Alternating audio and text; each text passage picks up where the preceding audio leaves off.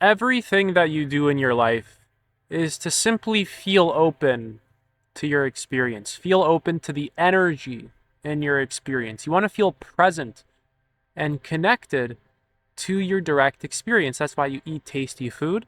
That's why you scroll on social media and look for entertainment. That's why you want to have sex with people. You want to feel one with your experience. You want to feel the flow of energy of experience.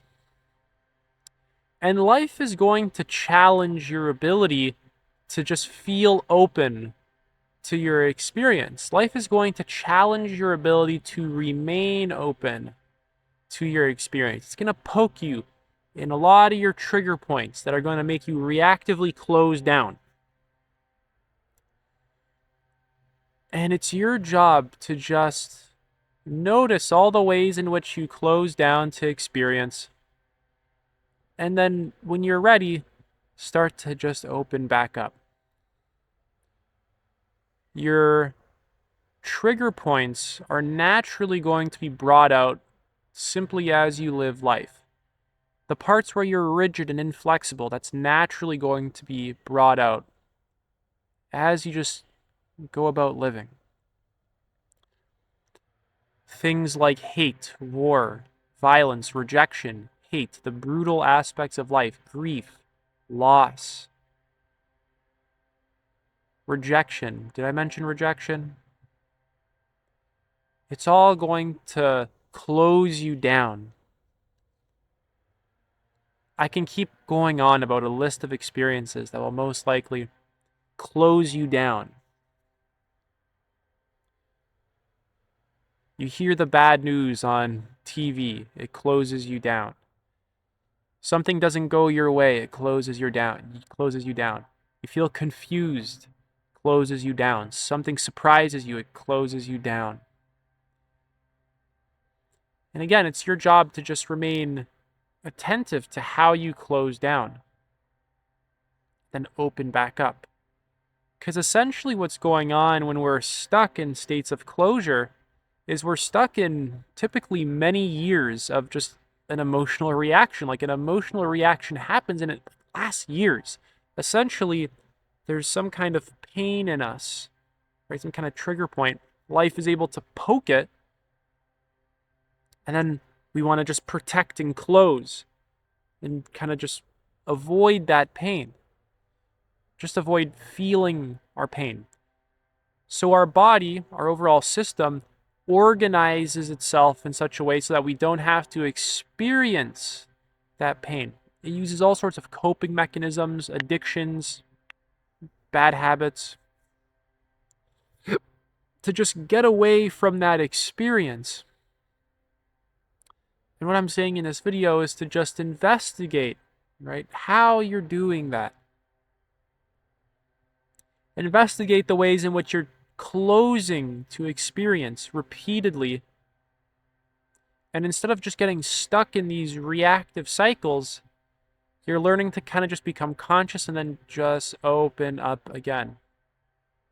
And your body's going to be the best indicator of this. The tensions in your body, whether it feels hard, whether it's soft and open, whether your gut is like clenched, or whether it's like a soft and open belly, whether you feel connected to your heart, or whether it's kind of numb and dull, and again, tense in there.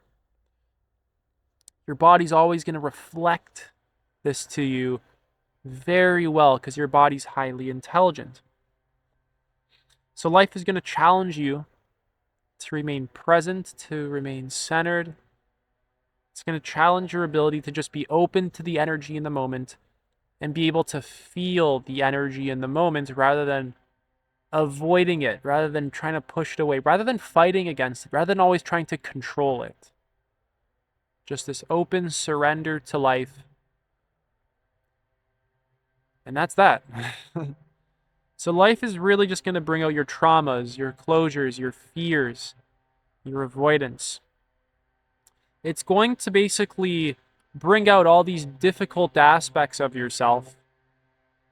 And it's up to you to learn how to navigate these parts of your psyche, these parts of your own mind. It's up to you to return to a state of well-being, openness, sense of connection to yourself, a sense of self-compassion, a sense of presence. It's up to you to learn how to be your own parent as well, how to be your own primary caretaker, especially for these emotional needs that you have, especially for these parts of your psyche. It's up to you to learn how to hold these parts of your psyche in the same way that a mother would hold her newborn baby, with a lot of love and care. It's up to you to learn how to relate to these parts of your psyche in a way that doesn't cause further internal fragmentation, but rather leads to integration. This is a massive aspect of overall psychological development and emotional development.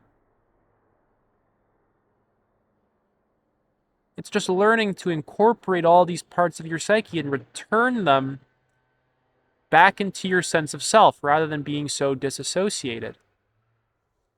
A lot of your life can be organized around the internal pain of your body, your career, your relationships, your daily habits. A lot of this stuff is actually organized around that pain.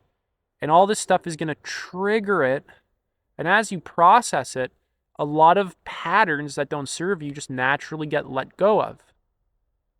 Like porn addiction, or junk food addiction, or just screen addiction. A lot of this stuff is just coping mechanisms for that internal pain. It's a way that we protect ourselves from it. Our reactivity, a lot of this stuff just naturally decreases. And instead of, that being our ordinary way of being, things like presence become easy. Presence just becomes natural, becomes just ordinary, becomes your normal way of existing. A sense of compassion for your own pain becomes the ordinary way of existing. It becomes just natural. So a lot of your most stubborn patterns are held together through a lot of that pain. The second it's processed, that's like the foundation to it. The rest that's on top of it just collapses, right? The root of a lot of your stubborn patterns is just that pain. And then it manifests in avoidance and reactivity in your relationships, in addictions. Second that pain's processed, a lot of those other problems naturally, they just crumble. I'm not saying every single one of the problems in your life is that, but a lot of it is. And if you could become conscious of how much of it actually is that, it would probably overwhelm you. You'd get your mind blown, to be honest. So in essence, you'll have to learn how to observe these parts of your psyche without judgment. Just learning to watch. Watch your thoughts, watch your feelings, watch your compulsiveness, watch your reactivity, watch your impulsiveness. You'll need to just learn how to integrate these parts of yourself rather than abandoning them. Right? Just intentionally becoming your own parent and really calling yourself out for some of this stuff. Just stating it to yourself clearly, right? You don't really want to give yourself room to escape. Just stating very clearly, yep, I'm being reactive. Yep, I'm just being very closed. I'm stuck in an emotional reaction. This habit I have is a coping mechanism. My career is literally organized around my pain so I don't have to feel it. A lot of your life is quite literally that. So you'll learn how to trust life and just how to trust in the pure intelligence of existence itself as you just learn to open up to it. The default state becomes just trusting it rather than always fighting against it, needing to control it, pushing on it, pulling on it, grasping onto certain things, clinging onto certain things, rejecting other things. Right? Rejecting certain feelings. It's like you can just remain open. You're not naive. This doesn't mean that you let people abuse you. In fact, your boundaries get even better. You can feel if you're being manipulated even better. You actually become more sensitive to your experience rather than numb to it. And like I said, trust just becomes the default way of being. Non-reactivity just becomes easy.